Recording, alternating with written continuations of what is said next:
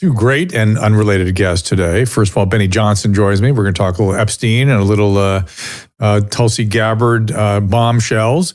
And then we're going to hear from Mama June and her daughters. They have a new reality program. She has recovered from a long story with addiction, and I've not had contact with her since back in the day prior to she developed that problem. So I'm looking forward to getting all those details and hearing about their new program. Yeah. What's that, Susan?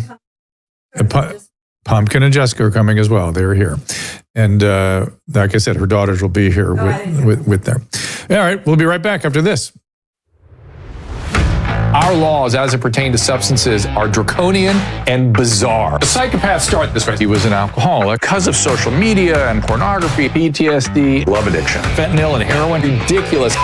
I'm a doctor, for sake. Where the hell do you think I learned that? I'm just saying, you go to treatment before you kill people. I am a clinician. I observe things about these chemicals. Let's just deal with what's real. We used to get these calls on Loveline all the time. Educate adolescents and to prevent and to treat. If you have trouble you can't stop and you want to help stop it, I can help. I got a lot to say. I got a lot more to say.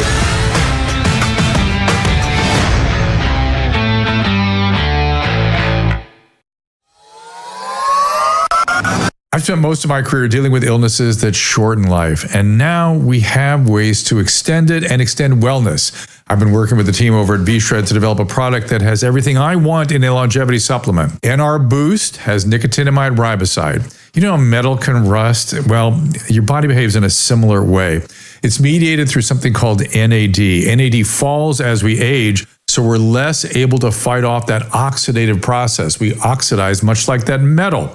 And NAD fights it, but nicotinamide riboside elevates NAD so we can push back on those oxidative stressors, improving health, improving longevity. The other product is Senosync, has fisetin, one of the key molecules to fight off zombie cells, and we've added resveratrol to that, which is a well-known anti-aging antioxidant again. I don't like supplements that have a ton of ingredients. To me, it suggests that none of it's working. When I prescribe a medication, I prescribe that medicine because I expect that to work. That is exactly what I've done with these products. And I want you to go to drdrew.com/vshredmd for 10% off. Again, that is drdrew.com/vshredmd. And let's get right to it. Benny Johnson, you can follow him on X at Benny Johnson. Benny is Benny, Johnson with an H. Benny, thank you and welcome back. Good to see you. It's my honor, Dr. Drew. It is my privilege. Hey, where do you want people to go see your show? Do you want to watch on YouTube or X or Rumble or any of those places? Yeah, and I thank you so much for spelling my name correctly. The President of the United States, in one of his first Oval Office rants of the new administration, went after Benny Johnson for rigging the January 6th committee, and that was Benny Thompson. He's a member of Congress. And so we got a lot of hate mail for that. That's 6 months ago, so it's water under the bridge. But if you spell the name correctly, you'll see it's Benny Johnson, and you can find me on social media at that handle everywhere. But YouTube, yes, YouTube is a major factor for us. Although YouTube is still downgrading me. I can't get breakthrough on YouTube because we way long ago discussed whether there was utility to using this medication called ivermectin. And because of that, I was sent into YouTube jail on multiple occasions, and they never brought us out, really. I've actually sent a letter to the board of Alphabet because if this is how they manage their business, that's insane.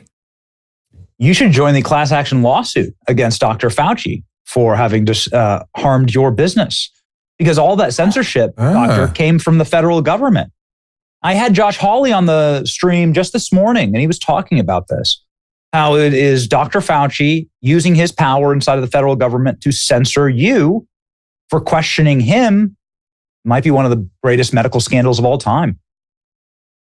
I absolutely agree with you, but it's interesting. The big first of all, congratulations on being part of a rant from the White House, and we live in an age where if you're not in the middle of a shitstorm, you don't exist. So it's okay, it works out okay.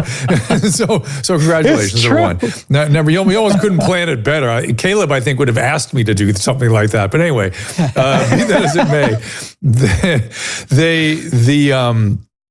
Oh, what was I talking about? I lost my. Oh, the Fouchy. The video that got me canceled was me telling everybody not to panic, essentially. And at the end of the video, and I don't know if this footage exists anymore, but this would reduce my impact on the class action suit, because at that stage in the pandemic, my previous experience with Dr. Fauci was through the AIDS epidemic, and he was quite a leader then, in my opinion. In my opinion, he was very helpful. I looked to him. I had him speak at my institutions.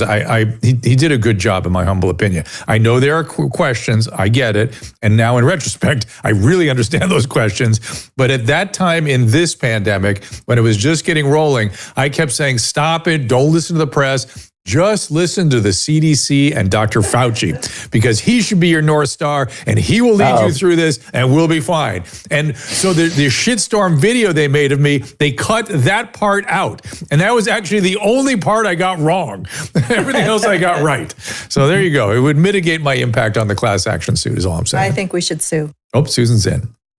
You absolutely should. He's one of the greatest mass murderers of all time. And I'm sorry that if he's your friend or if you've worked with him, but he covered up some major crimes, and America's still reeling. And I'm sorry, but most people will never forget the fact that the federal government was able to turn communist and totalitarian on a dime and destroy so many people's lives and keep us all from going to work and destroy so many children from learning, and really ruin what we'll see as a horrific nuclear bomb in an entire generation of young people. We've barely gotten to scratch the surface, Doctor, about what's going to happen to young kids. 100%. I had young kids during COVID.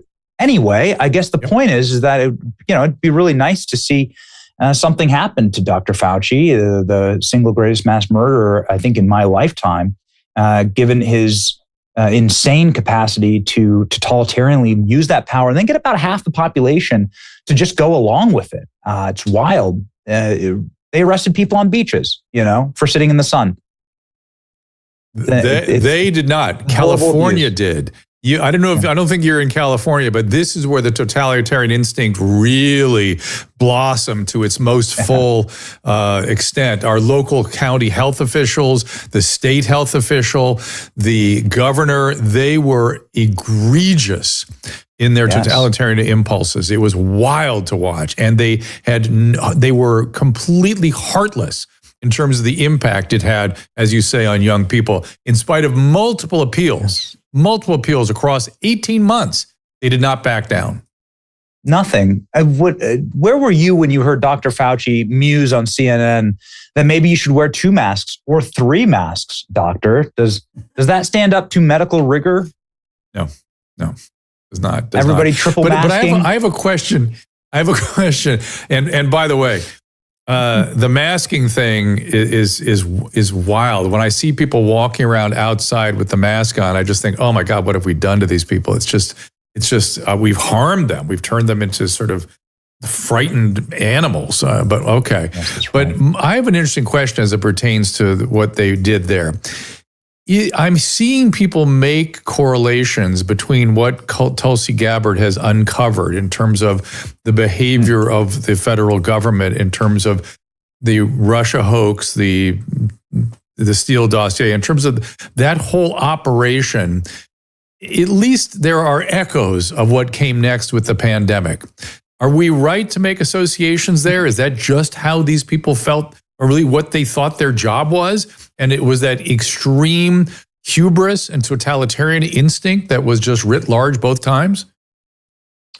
So it's such a fascinating parallel that you just drew. You just blew my mind, doctor. But yes, you're exactly right. So in the pandemic, you can go back into the original source documents and find that Dr. Fauci, via the Patriot Act, was put in charge of a bioweapons program for the United States of America. And this happened 20 years before the pandemic. And Dr. Fauci was very bad at running these labs. So bad, in fact, that he had multiple leaks in labs in the Carolinas and in Wyoming of pathogens here in the United States. And so Obama, of all people, actually shut him down and said, you're not allowed to do gain-of-function research here in this country. And so Dr. Fauci did what every good bureaucrat does. He defied the president of the United States and assembled himself a weaponized laboratory offshore in defiance of the president. And then he created the Wuhan virus. Now, did they release it on purpose? I sure as hell think that they did. But the reality is that we paid for that virus to be created in Wuhan, China, and that it was released during the military games that brought international soldiers from all around the world to Wuhan. And where was the point of entry for our American soldiers? Right where the initial hotspot was for COVID release, Seattle, Washington, when they returned from Wuhan. It's an obvious op. It's obviously, it was coordinated. From my experience, when somebody tells you who they are, you should believe them, doctor. And we have footage of Dr. Fouchy moments before President Trump was inaugurated in 2017. He was speaking at a little-known lunch in Georgetown, where he was a visiting lecturer, and he predicted a surprise pandemic in the next administration. He predicted with 100% certitude that there would be a surprise outbreak and a surprise pandemic, and that's what he said.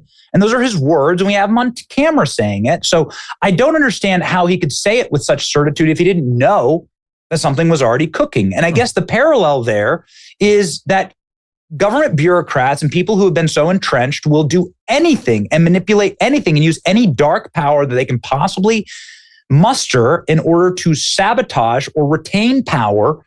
And this is precisely what you're seeing in Obamagate. It's the same manipulation of government organs and entities, the faith and credit that we as the American people give the CDC, the CIA, the FBI, the FDA. They weaponized all of it against their common political enemy, which is Donald Trump. And it's a horrible abuse. It atomizes any of the faith that Americans have in these institutions. And that really prevents us from having a functional society. Doctor. So how do we unravel all this? When you think about what's happening, I mean, I feel like they're certainly attempting to go at all of it and to expose it and to unravel the forces at work. But it's in the judiciary. It's in the mindset of the attorneys and the attorney generals. How do we get to a place of normal functioning? By normal, I mean in the manner in which the founding fathers imagined this constitutional republic would operate. Yeah, there's a great old quote that goes like this: sunlight is the best disinfectant. I don't know if that stands up to any type of medical rigor, but I can tell you this, that what Tulsi Gabbard just did moments ago from the White House press dais was so destructive to the Obamagate Russia collusion hoax narrative that CNN had to cut away in panic. I know you've appeared on CNN many, many times, Doctor. But CNN actually cut the cable. They cut the feed. They were so terrified of it. And what happened was a meticulous and thoughtful presentation of the cold, hard facts that Barack Obama turned the entire intelligence agency and all of the awesome power of our American military, in which 4 intelligence agencies are housed, and also the other independent intelligence agencies like the FBI and CIA, and weaponized all of it against President Trump to kneecap his administration. In every real term, a truly treasonous act. And the reason why it's treasonous is because the main subsect of documents that they used in order to smear President Trump as a Russian agent was in fact Russian disinformation, something called the Steele dossier. Now, this has been hidden secretly in a classified annex, but this was the original source documents of where the Russia collusion hoax started from. This is a paid-for operation by Hillary Clinton to pay Russian spies to make up things about Donald Trump. That's a matter of fact. This has been proven in court. And this is what our intelligence community used, and they used it at the direction of President Obama to destroy his political enemy and to usurp American power. And it really is a defiance of the American people, the American electorate. It shows some real hatred for our country, and it's very sad. But it's good to see it exposed. And the next step would hopefully be prosecutions. Well, so it has been referred to the Justice Department. What do you imagine happens? I worry about this. I mean, to me, I'm looking for apologies. I'm looking for mea culpas. I'm looking for, like you said, sunlight. Do we have to go drag everybody into the courtroom? I I don't know, it worries me. I don't. First of all, I don't trust the courts. Secondly, oh my God, this dragging the country through that. But what do you imagine happens with this? So I've asked these questions of smarter minds, and I'll distill their answers here. Barack Obama does not have presidential immunity after his presidency ends. This can be charged as an ongoing criminal conspiracy because technically the criminal conspiracy never ended. It's ongoing to this very day. Barack Obama gave an admission to this yesterday in his bizarre statement about it. James Comey as well, John Brennan as well. They've all released statements that continue the conspiracy, even though there are original source documents directly from the federal government that the president's daily brief was changed in order to manipulate the intelligence community into saying something false. And then that was immediately leaked to the press. And so the legal platform here would be to charge this as a conspiracy against rights. Could they charge it as treason or seditious conspiracy? Potentially. They charged January 6 protesters with seditious conspiracy successfully, actually, and were able to get those charges to stick. And so I think that'd be one of the great ironies of our time, Doctor, is if they were able to charge this. But I can tell you that the base that I speak to every single day and in our audience, they're done with getting the shiny fishing lure dangled in front of them and having no bait on the end of that lure. Like they're tired of biting on these things and seeing absolutely no action. And one of the paramount realities of the political landscape that I've grown up in is that Democrats will charge Republicans for crimes that don't exist, and Republicans will not charge Democrats for crimes that do exist. And so it'd be nice to see, at the very least, a level playing field there, Doctor. And I think the American people are certainly calling for it. I think it should be litigated. Back to your analogy of the fishing lure, where do you put the Epstein situation now? Ghislaine has not just been summoned by, I think, the House. The Congress has somehow asked for her to come in, for, I believe, for testimony. I don't know if it's public or private. But that just broke as the mics were heating up here. I'm sure you've got the latest on that. And I'm curious what you think is there.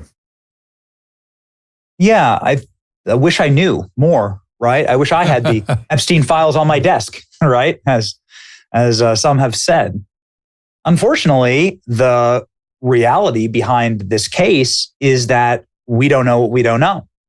And there's a vanishing number of opportunities for us to understand what the operation was here. And the main questions are, how did this man get billions of dollars by providing what seems to be absolutely zero services to anyone? Why did he have a private island in international waters? Why was he so close with the CIA and the FBI? How did he get this sweetheart deal so sweet it'd give you diabetes type 2? In the year 2005, 2006, 2007, Jeffrey Epstein caught a case for underage sex trafficking over 100 women, Doctor. So that should have landed him in prison for the rest of his life. Case closed, slam dunk, finish it off. But instead, he was let free. And then Ghislaine Maxwell was given immunity. And her family's arguing that right now, that that immunity should stand. So now she's going to have to answer. Does the immunity stand in front of the Congress? No, not in front of Congress, but in front of their argument. Her lawyer's argument is that she shouldn't be in prison because she got immunity in this breathtaking sweetheart deal that was given during the Bush administration to Jeffrey Epstein. I see. These are all crimes that happened while Donald Trump was a TV star, right? He had no power. Donald Trump wasn't doing this. And so I'm frustrated. And in fact, that so much of this is blowing back on people that weren't in charge and were not part of this actual cover-up. And so I'd love to see it done away with. I'd love to see it, the evidence out, Ghislaine Maxwell testify, explain what actually happened. What were you doing? Were there any co-conspirators? I think it's important, and it is actually necessary for the public now, Doctor, because it's reached a fever pitch where this is going to be weaponized against one side or the other. And the more you keep it in secret, the more it can be weaponized. Yeah, and my understanding is, I think one of the references you made there was to that early case in Florida where I think it was a DA was asked to stand down because he was an intelligence asset. That is, those words are essentially on the record. And so at very minimum, there's two things I think that are bugging people. One is we are so freaking tired of promises not being kept by politicians. Even though Trump has been doing a good job of doing the things he said he was going to do, this one has people, it's almost like he's a victim of his own success. It's like, oh, you missed one. You missed one here.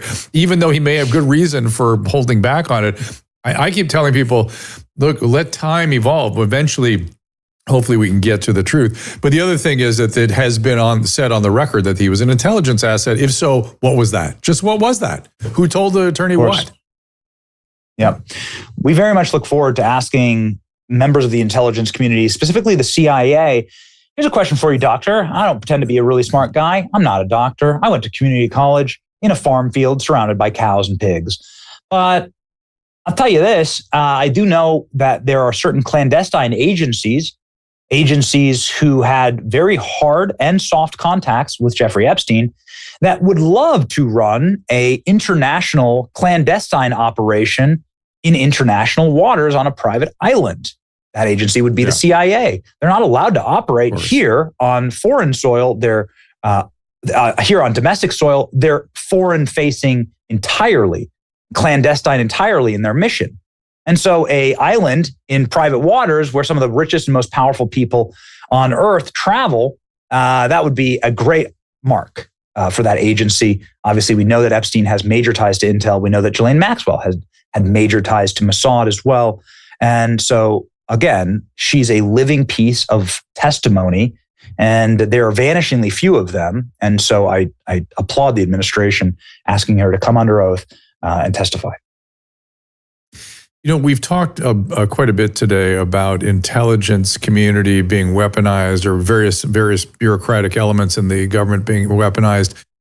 To me, that is if you were to sort of entitle, the problems and in fact the scandal of the last 25 years, frankly, it would be the weaponization of government, in particular turning the military and the intelligence community against domestic targets, against U.S. citizens.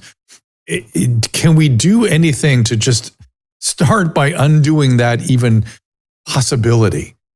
Or would that hamper the intelligence community in some way that we can't imagine? I mean, this is a question that, of course, gets at the very core of what is our intel community designed to do. If it's actually designed to spy on innocent Americans and not criminals or not foreign enemies of our nation, then why does it even exist? Why are there budgets in black boxes, doctor? Why we can't see the budget that we're funding? That's insane. What an insult to us. Prima facie, like you can't tell us where our money's going and what it's being spent on? This is obscene. We demand a total and complete shutdown to this. There was a very popular president who met an untimely end, who said he wanted to scatter the CIA to the 1,000 pieces of the wind. And he saw what was happening inside of that organ and said this is antithetical to America. And his name was JFK, of course. I know RFK has been on your show, and it's been a battle ever since. Some historians argue that JFK was really our last president because that was the last time that the American people really had a say, and that every other president has just been a facsimile of the organs that actually run our country, which are the intelligence communities. Perhaps in our lifetime, President Trump survived that bullet, survived that assassination attempt, and was able to go on and defy those dark powers, and is going and is set like flint in order to rip them up root and stem. That I very much hope in my heart. I hope you're right. Or how do you grade the progress that this administration is having? Do you feel that this is effective? Are you enthusiastic about what they're doing, or do you have any critiques on the top of your head? I think that President Trump, it's interesting. President Trump didn't run on releasing the Epstein list. He talked about it, but when you actually listen to his answers, he said, yes, he wants to look into it, but that he doesn't want people to be slandered or maligned. And he doesn't want there to be damaging hearsay put out there, or to re-victimize some of these young women. This I understand. Yeah. And this completely locks in, and I get. So let's take that very charged topic off the table. If you take that off the table, which of course that is a matter of major discussion among so many people, then it's an A. There is no doubt that it is an A, because when you look at everything from disclosures from the intel agencies, have you ever seen the intel agencies tell on themselves? This is a wild moment, Doctor. What Tulsi has just done to expose the crimes of the intel agencies from the position of ODNI director is something unprecedented. But then also the JFK documents. Obviously, this is a major pressure. This is a major pressure cooker for the American public. Like, did you kill an American president? And what Tulsi did with the JFK documents, I think, is the gold standard of declassification. She declassified hundreds of thousands of documents. Some of them were very embarrassing for our intel communities. Many of them pointed to the CIA having connections to Oswald, and that Oswald was effectively, an asset for the CIA, something they've tried to cover up for 60 years. And this is a breathtaking disclosure in order to restore faith back with the American public. When it comes to closing down the border, you can't argue with zero border crossings. And when it comes to the economy, there are so many beaming bright green signals. This thing is just going to be rip roaring. The moment they lower the interest rates, you're going to have just an absolute American boom. You already do have an American boom. One small thing, Doctor, that I would say that is my favorite bit of economic data is that 100% of the new jobs created have been taken by and sourced through native-born Americans. That was part of the major pain point, was that people saw foreign-born Americans, foreign-born populations taking American jobs. And this is something that the administration has really touted as an American-first objective, and they've delivered there. And I don't understand why the left, other than just being objectionable, cannot celebrate little wins here and there when it particularly serves a population that they claim to be so interested in supporting. Blue collar workers. I don't understand. I'm very worried about the psychology of the country, particularly young people, particularly younger millennials. They're so negative. They're so lost in so many ways. Let me ask this. I was doing a podcast with some young men, and they were saying that these guys in their mid to late 20s, searching for guidance, searching for values, searching for sort of specific ethical sort of tracks upon which to guide their lives. And it's as though we're afraid to do that. They want it. We've blown things apart for 40 or 50 years. What's moved in has not been pretty. And the group coming up, the sort of older, frankly, just Gen Zers, are asking us to provide us with something that, I don't mean to get sort of weird about this, but certainly religious scriptures have always provided, and it's always been the same kind of guidance. Are we getting back to that? Is that going to help people? Yes, the fundamental truths of Scripture and the Bible are real. They are guideposts and signposts to live your lives by. To be centrally organized around truth is something that is noble. To marry a woman and fall in love and to have children is something that is honorable and will actually unlock your potential. It is your mission in life to have children, to extend your family tree, to experience that joy and that purpose and that meaning. And that is what men are calling out for. And the degeneracy and nihilism of modern society strips that purpose away from men. In many ways, I would argue, Doctor, it castrates men. It takes away their meaning in life. And all of those things that anchored, let's say, your grandparents. You sit there and you look at your grandparents, and they didn't have the internet or cell phone, social media. They lived in a very humble looking home. They often didn't have McMansions. Certainly my grandparents didn't, and they owned one car. And they were some of the happiest people you ever met. and they loved each other, and they carried on and had a family and lived a good and rich life. And it is a noble purpose and a noble calling. And as deep calls to deep, doctor, I'm telling you, there's something in the DNA. There's something that's in the bone, deep, for young men specifically, that says, go out and organize your life around basic godly principles, and make the purpose of your life to be something that is that is above and beyond yourself. Make it about serving your family, your community, your nation, and your Lord and Savior. And many men are reestablishing that and locking in and living truly meaningful and purposeful lives. It's wonderful to see. You're seeing the acceptance, the rise and a spike in young men and women returning to the faith and to the church, and also acceleration in family units and family creation. And that is a very positive thing for society.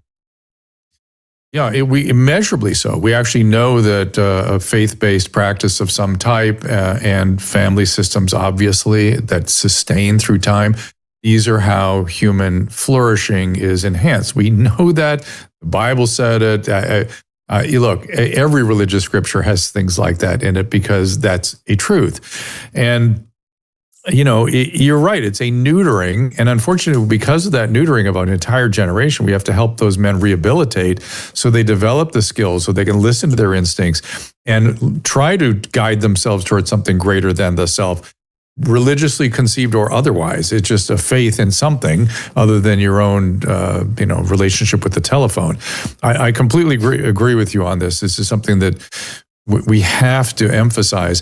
But there's a lot of battles to be fought, it seems to me. I mean, psychology itself has been captured. I don't know if you're aware of this, but psychological training now does not include much psychology.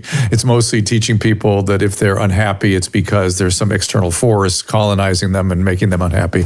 The hard-fought insights into the human psyche of the 20th and 21st century have been sort of marginalized in a weird way. So there's a lot that has to be done here.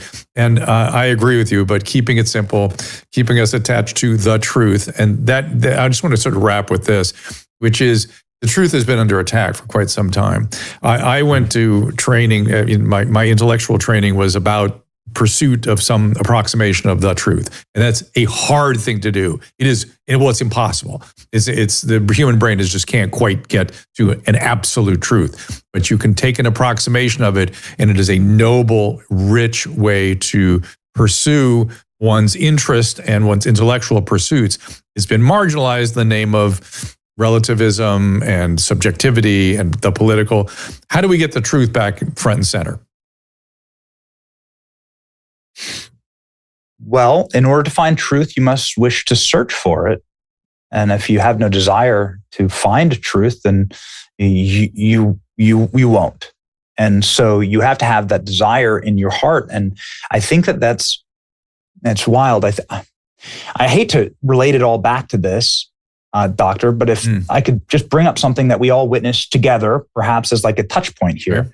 And that is a 1 millimeter miss of a bullet that should have led to an on-air execution of the single most famous man walking the earth, Donald Trump, as a warning sign to anybody who dared run on a populist message or a message of truth. And that happened before our very eyes.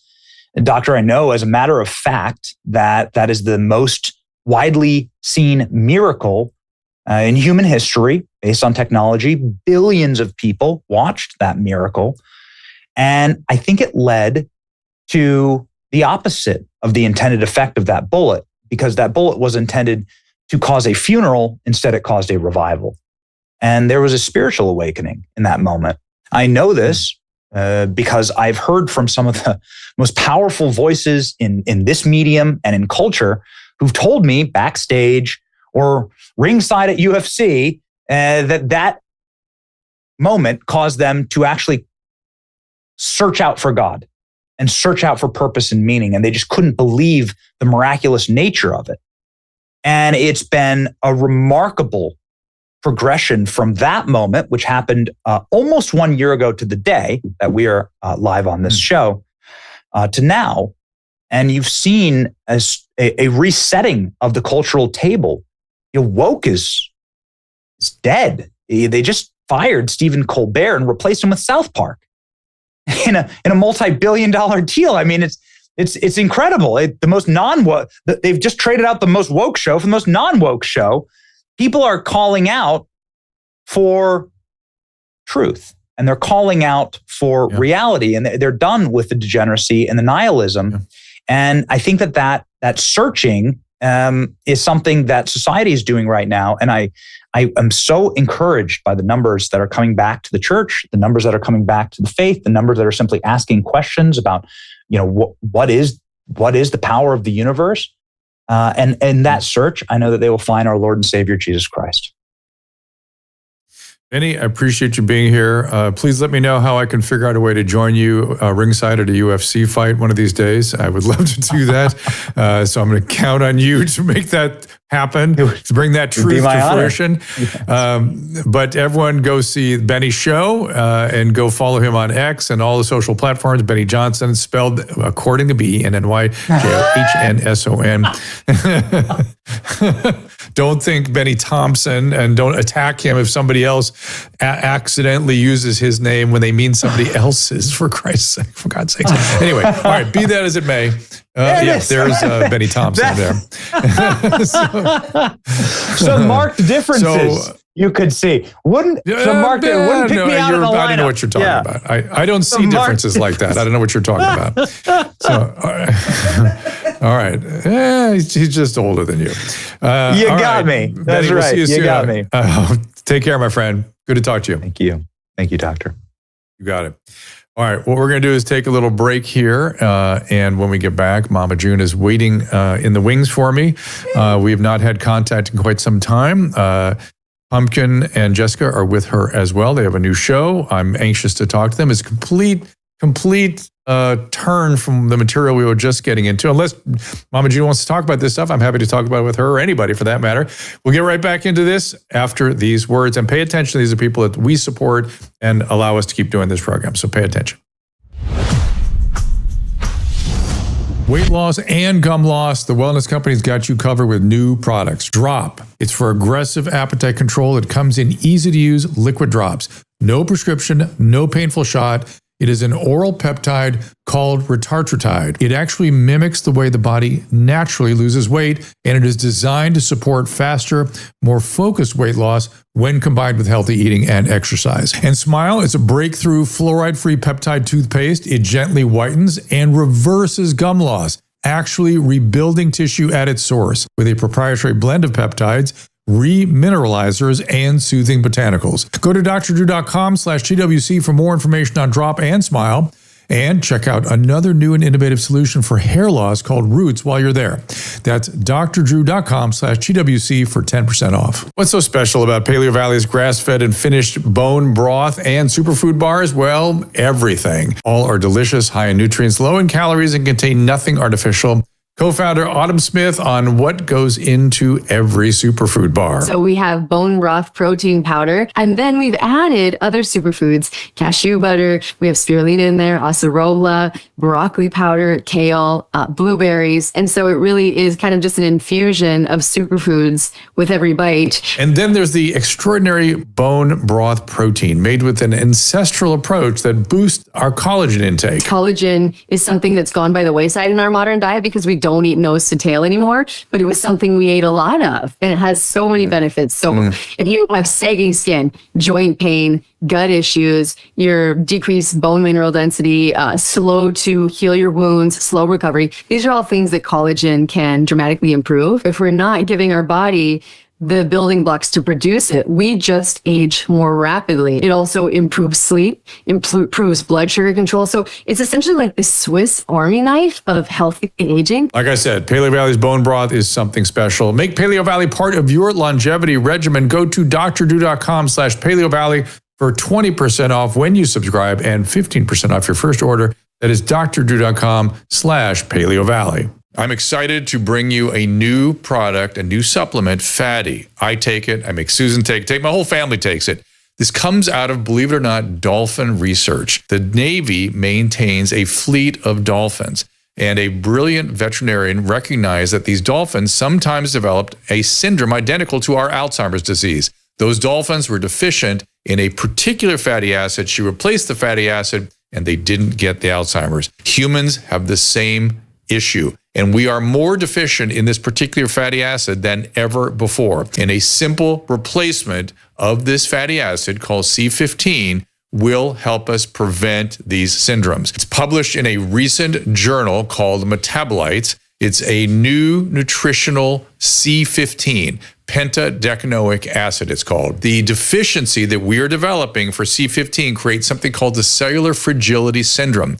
This is the first nutritional deficiency syndrome to be discovered in 75 years and may be affecting us in many ways, and as many as 1 in 3 of us. This is an important breakthrough. Take advantage of it. Go to fatty15.com/Dr. Drew to receive 15% off a 90-day starter kit subscription, or use code Dr. Drew at checkout for that 15% off, or just go to our website, drdrew.com/fatty15. Now, if you want to see stars, you have to watch them dance, dive, or go to rehab with Dr. Drew. Dr. Pinsky told me that you are having some issues. He says I'm depressed. Are you?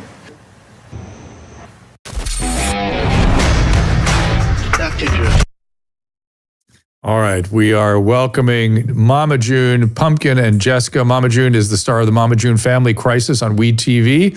Ladies, welcome. Good to see you guys. Hey, how are you? It's been a minute. Hey, look how gorgeous you guys look. Oh my God. Yeah, look at those. Woo. So, June, I believe your first experience on television was on that old talk show I was doing in 2010. Yes, I actually made a video about that today, that I would have been a fan of yours since you and Adam Carolla had Love Line. And then the first time that I met you in person was at Life Changers. And I was like, that was the last time that I'd seen you. Never again. Yeah, I was literally a kid. Yeah, that was the first time that we had actually been to LA, was when we did your show. Were all 3 of you with us? Yes, they were behind the scenes, but it was just me and Alana at that point. She came out. We actually got food poisoning at the Del Taco the night before in Burbank, and Alana got sick in the studio. Yeah. And ended up coming out and doing her daily dude routine with you. And then we sat down and talked for a little bit, me, you, and her. And then me and you sat down and talked. But yeah, it's been a long time. That's in the taller than chairs was a thing. So it's been, like almost 13 years now. I was a baby. Yeah. It's crazy. It's been 15 years. It's 15 years. And a long road has been, a lot of life has flown under the bridge, as they say. And we saw you again at HLN, and Alana fell asleep on me. I think Caleb has the footage of that. She pretended to be asleep. Oh, you have something? Oh. No, sorry, the dog. Look at this is the footage. Yeah. Let me ask you some questions, honey. I know. I don't blame her, June. I do not blame her at all. Look how big you are. She's been through a lot. Oh, it's so big, baby. Is there something exciting you'd like to talk about? It reminds me of what my kids used to do when they wanted to get out of their piano lessons.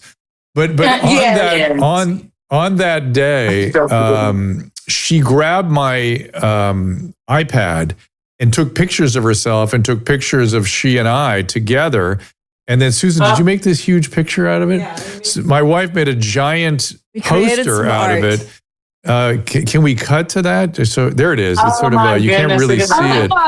Goodness. There it is. And what was the artist's name? I'm blanking on his name. J.D. Schultz. J.D. Schultz made a whole. That's J.D. Schultz's website. Made a whole artistic sort of montage out of it. And that he is very talented. Very talented. There's the other one. Those were the 2. Oh, so that is very talented. She was scrambling her face up on the iPad. It was so cute. And I said, oh, this would make a great. And I'll be honest, like early on, they were like Taller Than Terror's Day. Since then, we did Here Comes Honey Boo Boo. She's done Dancing with the Stars. Me and her did Masked Singer. We've had Mama June from Not to Hop for the last 10 years. Into 7 seasons now. She was y'all was only like the second show. The first show that we had ever been to had been out there to KTLA, and she had not done most. And when I was new to the scene too at that point, and she was a typical like 5-year-old child, 5-6-year-old child, and now she's grown. And now she's grown. She's a college student at Regis University in Denver, Colorado. She's a nursing student. Right. She made the dean's list the last. She's last in spring. So we're very proud of her. She's on her own. She's been out there for almost 2 years. So it's been, I'm very proud of her. She's going to be 20 next month. Yeah, it is. Please send her my best. I've seen her social media posts and stuff, and she seems like a wonderful young woman. Ladies, let me talk to Pumpkin and Jessica a little bit, because let's start with Pumpkin. What are we going to get into in the show this year? I understand a lot happens. Like so far in the season, y'all have kind of seen me go through a divorce. Have I signed a divorce? I don't know. I don't really watch. I'm be honest with y'all, I don't even watch the show, so I don't know where the timeline y'all are at. But at this point, like I've signed divorce papers, and obviously me and Josh are, trying to figure out the co-parenting thing. I think we're dating at this point. And are we still doing the nesting? No, we're past the nesting. Yep. Okay. Tell me to tell your real life. Like, what are you? Oh, okay. Well, I mean, like now in like real life, we have figured out the co-parenting. He has his own house. I have my own house, and we split the kids 50-50 every other week. So he has them this week, and then I'll get them back on Sunday at 6:00. So her marriage was a shocker. Her 10-year marriage was I think it was a shocker to the world. If we're being still today, honest. Yeah, they think it's a joke. And they've been divorced now for a year. So something happens. Can you tell us what happens, or we have to watch the series? Oh yeah. I mean, throughout the series, obviously we don't like shed light on every single problem that we have, but communication obviously was a really big one. And we tried therapy like individually. We tried therapy together, marriage counseling, things like that. So there wasn't a point that we didn't try. If I'm being honest with you, my sister passed about 2 years ago, and that really made me open my eyes. She was 28 years old. And for me, seeing that life genuinely is so short, and I had been so unhappy for so long, and we were basically like roommates. And it's just like at one point, I don't want to be like my mom, just staying just for the kids. It's not fair to them, and it's not fair to Josh, and it's not fair to me. So that is ultimately kind of like the straw that broke the camel's back, I guess you could say. So let me just say how sorry I am about that loss. I wasn't sure if you guys were prepared to talk about it, but she was we talk about her all the time. Yeah, we definitely talk. We talk about anyone that I met her. She was wonderful, and I know you know how wonderful she was. And I'm delighted to hear that she's also still an inspiration. So that and she would have loved that too. So yes. And then Jessica, how are things going with you? Everything's going good. I mean, as you see on the show, I did my mysterious trip and went and got engaged. They didn't totally agree. But I mean, things have got better. She also came out to the world as being, loving women and loving who she loves. So finally, the people were shocked about that, but I was glad that she finally came out because we knew that for years. So she was able to come out to be her own self also. And then she got engaged to her this past year too. That's got to be an inspiration to other, both men and women, frankly, Jessica. So have you had a lot of good feedback for that? I mean, yeah, I have. I've had a lot of messages, people asking me, how can I do what you've done? Like, what made you do it? And I just talked to them because, it was hard for me to come out. And when I did. And I think a lot of people, it's different. Some people have supportive families, some people don't, So, and we're one of those people who, you love who you love. I'm not judging nobody. You got to think about it. They're supportive, but a lot of the reason why it took me so long is other people aren't so supportive. Correct. I mean, people, Pumpkin publicly came out when she was 13 to the world being bisexual. It was all over all over the media. And like, I was okay with that. When we knew her, but she didn't come out till she was like, what, 25? 25, and she's 28 now. So like, people do that. And I tell you, we are a huge supporter in that community. Huge supporter. And I call it the LGB plus 2598978 community. You're going to keep adding things. You love who you love. Be yourself. Do your own thing, baby girls and boys, because you got to be who you got to be at the end of the day. That's what we truly believe in. Am I naive? Am I naive to think that it's a vanishingly small group of people who would sit in judgment or be angry or would take off after you? I don't know. I don't know. It was when it first came out, I got several messages that were pretty rough. Yeah. And there still are some that come through and they're rough, and I just kind of avoid them because people do have very negative opinions about it. Yeah. Well, I'm not saying it's nobody, but I just think it'd be a vanishingly small or continuing to shrink group. I don't know. Maybe I'm naive. Think it was 2025. It's 2025. I mean, to the point that like she's came out as being loving a woman. Just like they hate that Alana is with the black guy, and I'm like, what? The interracial, the being with the same race? Who cares? Like, it's 2025. Y'all grow up.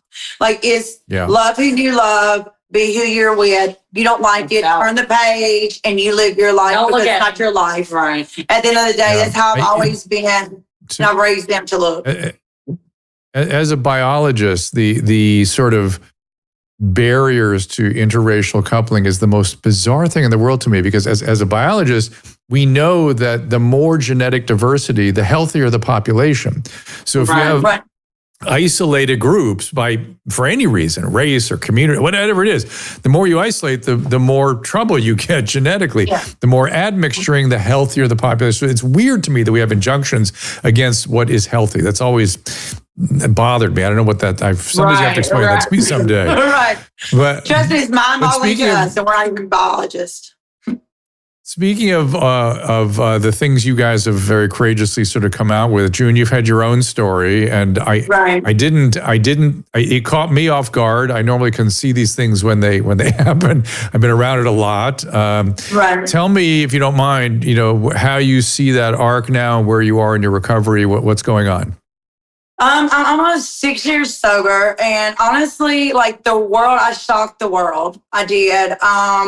I tell people like this, like, hell, I think she shocked all of us, if we're being honest, how far she fell into her addiction. I did, because like the world, I was kind of like, and I'll be honest with y'all, like this world and being who we are, I mean, you're in this world limelight too, being in the limelight, it will eat you up. It is not butterflies, peaches, and rainbows, as people like to say, because like, oh, I would love to do this.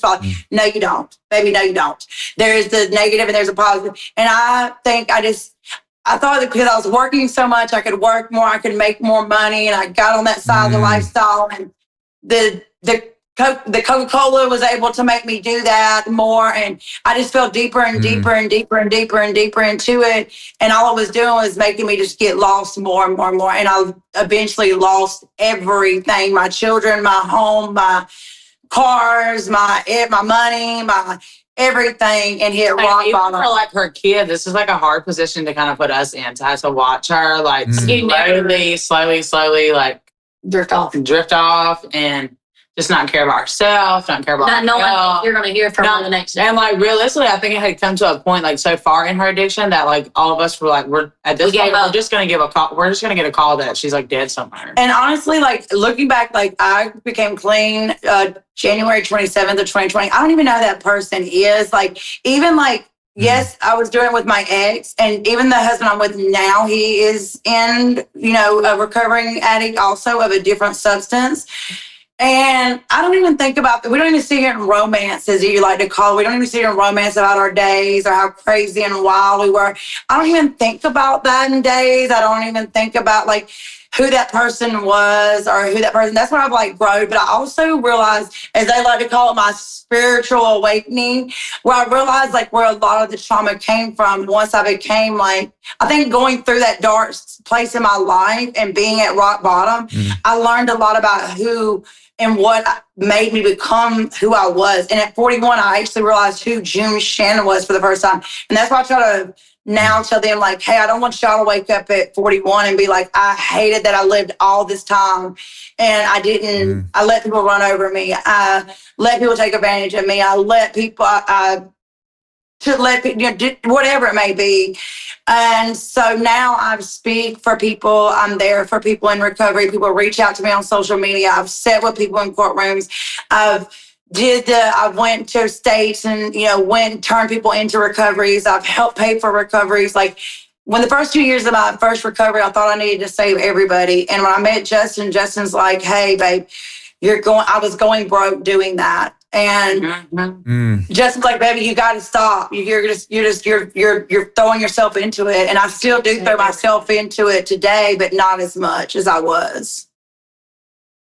Well, you have to do it in a realistic way because to some extent you're identifying too strongly with the struggling addicts. It's really you're saving over and over again. And you had did you have trauma treatment also, June?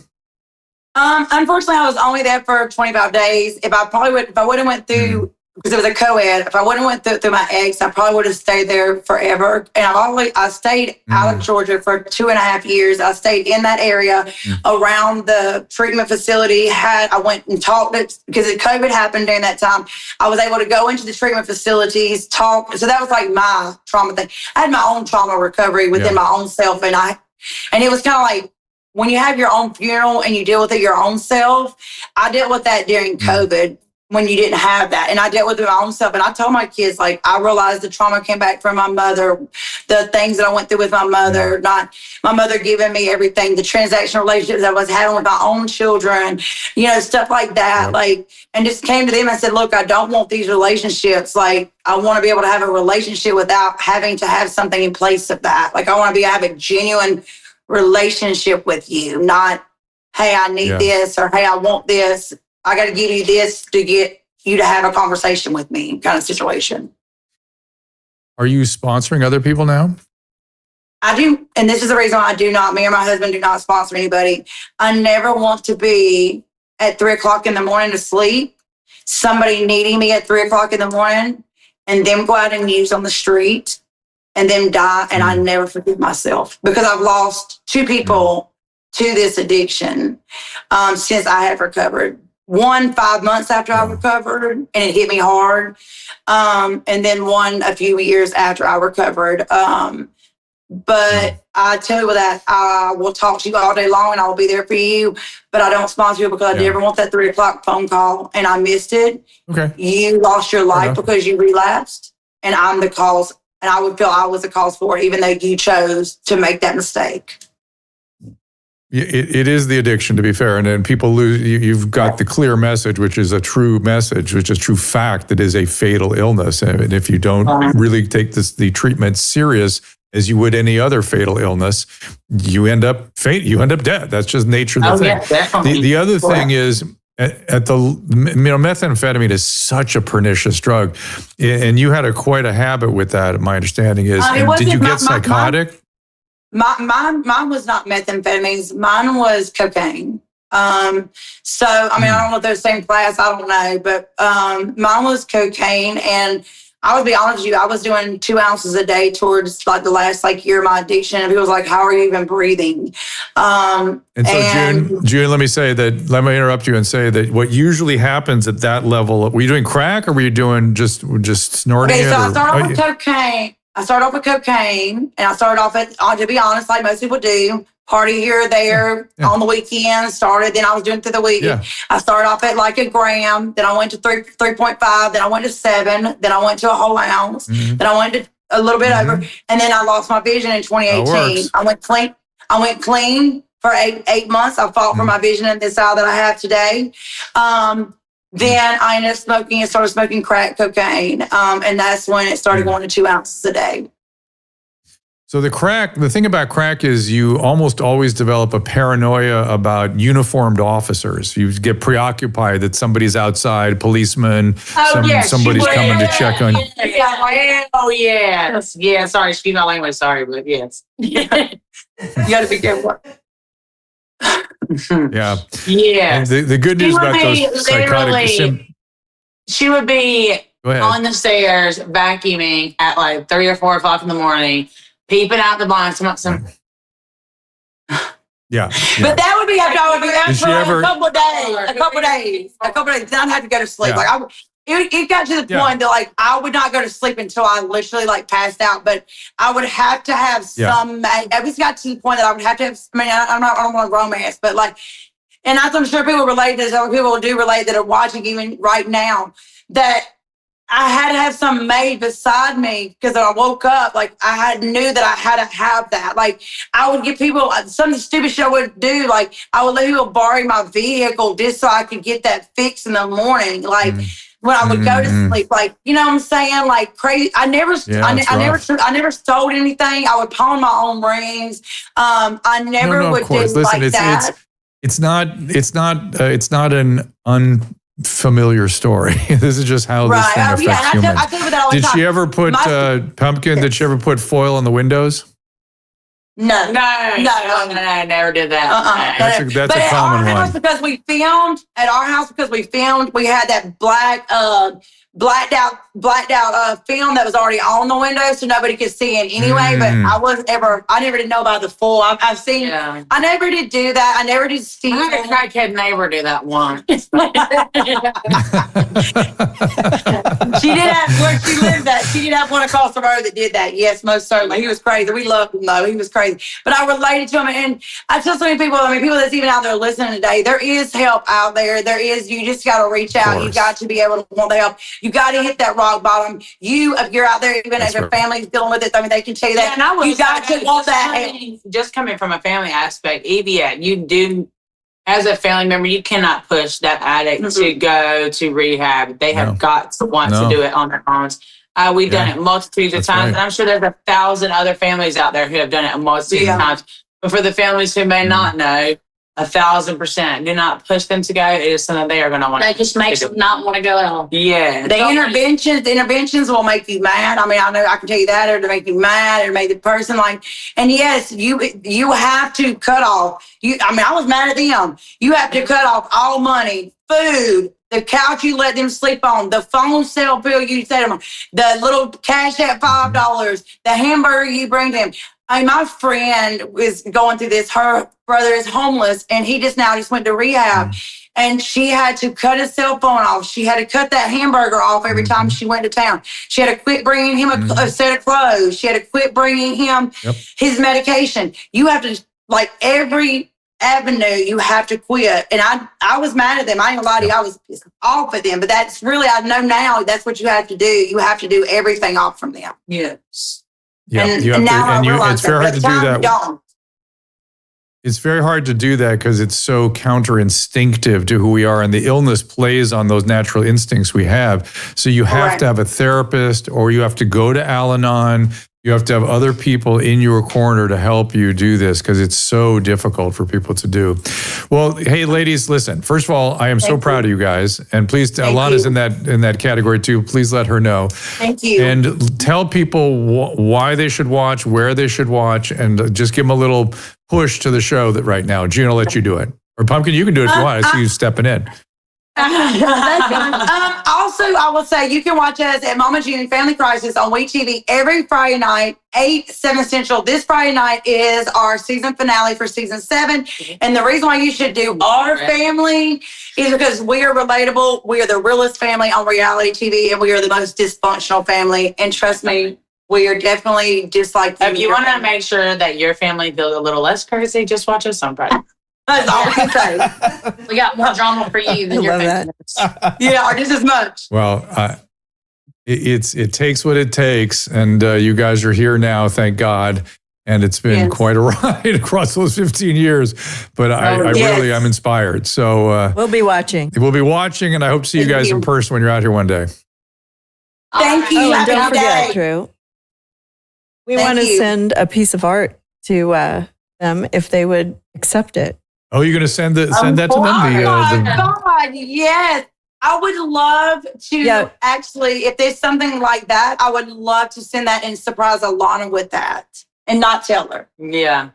That would be great. You guys can pick which one and I'll ship it. So that's between.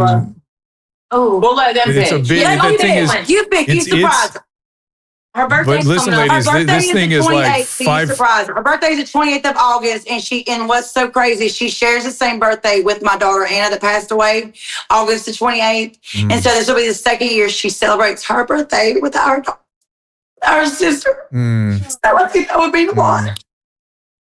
So yeah, sorry. Well, it's big. It's big, ladies. It's like 5 feet across. If it shows up, you're going to need 2 people to bring it up into the house. We'll send you the photos and you guys, between the 3 of you, can make a choice.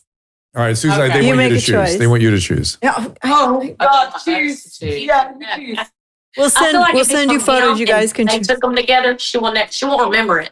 She'll just be like, "Oh, I took this Yeah. picture." Yeah. Yeah. So which one? Yeah. She was Nice little. one. Which one? You know one. You did the first one. The first one, which is show it up, Caleb. The one we have in studio. It's the one we have sitting here right now that he's going to throw up there. Yeah. That Oh one. no, I that's feel the. You like that one? Yeah. I kind of like the colorful. Right. I like the colorful one. It'll match the Oh, yeah, Oh yeah, I that's- like the colorful As one opposed better. to this That's the artsy one. Yeah, I like the Yeah, Or- like that one is on her little- wall really good. Yeah. She ain't got nothing on the walls as she goes. Exactly. That would bring her So this back one to her that's up days. right now, yes? Wait, the one that's up Yes. right now or the one before? the one for the color. The colorful one. The colorful one, they said. Okay. Go got back it. to the That other one, Got it. Caleb. Okay, Yeah, that one. This Yes. one. Right, got Yeah, it. I love the Yes. way he depicted her face in that one. Yeah. All right. I love it. I Excellent. love it. Oh, good. All right. So it's our privilege and pleasure. And guys, congratulations. And we'll talk soon, I hope. Thank you so much. Okay. Good to see you guys. Thank you. Oh my goodness. That is, they are. I have been dying to talk to them and send her this picture. It's been like 6 years or 8 years. a lot. Or Yeah, it's been, I think, it's. Alana's in college now. She was 6. I when know. that was. So- Well, my daughter was a big fan of Honey Boo Boo. Yes. So, it was kind of a thing. It was like, and it was just so cute when she was on your show. So, I don't know. We had this idea to do Well, this piece of art. This is actually the piece we did for her. There it is in this daytime talk show I had on the CW back in 2010. And I was drinking go-go juice with her then. And I'll tell you what, I would like to try it. Tell me what it tastes like. Tastes like apple juice. Okay, is it going to make me spin around and go crazy? Yes. It, Drink the whole bottle. no, that's okay. I just want to taste it. And you're promising me there's no methamphetamine in here. There's no. I think that she had like some sort of sugar thing in there in addition. It was quite an experience. It was good to know that was their first time to Los Angeles, the first time on TV, and they've lived quite a life since and have come out the other side. And it's great to see the recovery and the just the maturity of everybody. So it's great. I mean, I always knew that Alana would do okay. And I saw her on Instagram and I said, we should have her on the show because she looks like she's doing great. So, well, there we go. We'll show our affection and send her that art and say happy birthday. So let us put up the upcoming guests here. We're going to sign out here very quickly in just a moment. We appreciate you coming in here for an early show. Kelly Victory tomorrow, Kate Shanahan, Stephanie Ben Watson. We're going to talk a little fats. We're going to talk about fats, good fats, bad fats, Yay. remarkable fats. And Sage Steele will come in studio on the 31st. So Kate, look forward to that. And what's that? Oh, that's good to know. Yeah, that she's in studio? Yes. Okay. I think I'm also on her show. Yep. Okay. All right. So we got a lot to do. Today is Wednesday. Tomorrow we'll do Thursday with Dr. Victory. And we'll see you. And that's our normal time, which is 2:00 again. We will see you tomorrow at 2:00. Don't forget the tinfoil. Ask Dr. Drew is produced by Caleb Nation and Susan Pinsky. As a reminder, the discussions here are not a substitute for medical care, diagnosis, or treatment. This show is intended for educational and informational purposes only. I am a licensed physician, but I am not a replacement for your personal doctor, and I am not practicing medicine here. Always remember that our understanding of medicine and science is constantly evolving.